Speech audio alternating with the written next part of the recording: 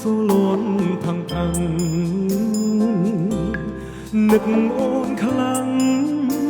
មិនដឹងសុខទុកយ៉ាងណាបងនៅស្រុកស្រែឈ្មោះត្រឹមតែអតីតសង្សារអ្នកក្រុងសង្ហាគេបានជីវ៉ាមើលថែអង្គុយសំកុកមុខកង់កាញ់ចិនស្រណោះណាស់ធ្លាប់ទុកមានស្ងួនកាត់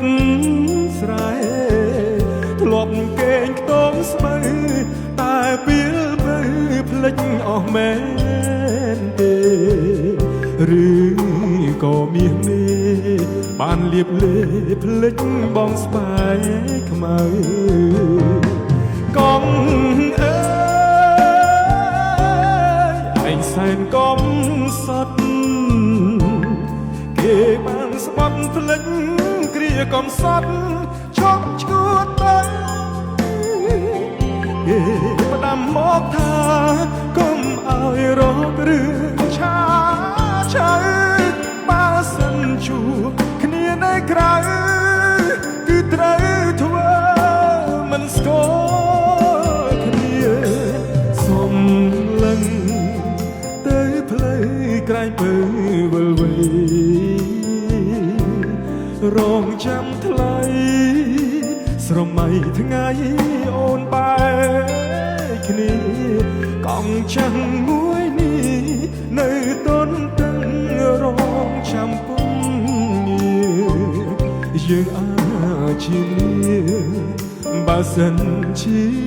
គេចោលអូ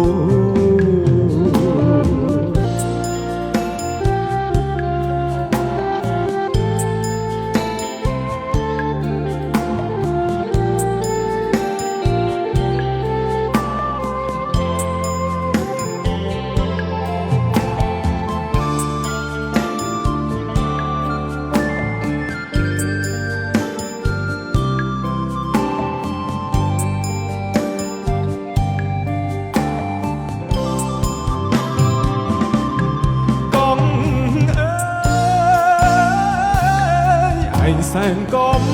សត់គេប្រែក្បត់ភ្លេចគ្រាកំសត់ឈប់ឈួតផ្ដាំមកថាគុំឲ្យរករឿងឆាឆៅបើសិនជួបគ្នានៅក្រៅគឺត្រូវធ្វើមិនស្គាល់គ្នាសុំក្រែងពើវិលរងចាំថ្លៃស្រមៃថ្ងៃអូនបែកគ្នាកង់ចាំងមួយនេះនៅតន់តឹងរងចាំពុំយើងអាចជាបើសិនជាគេចោល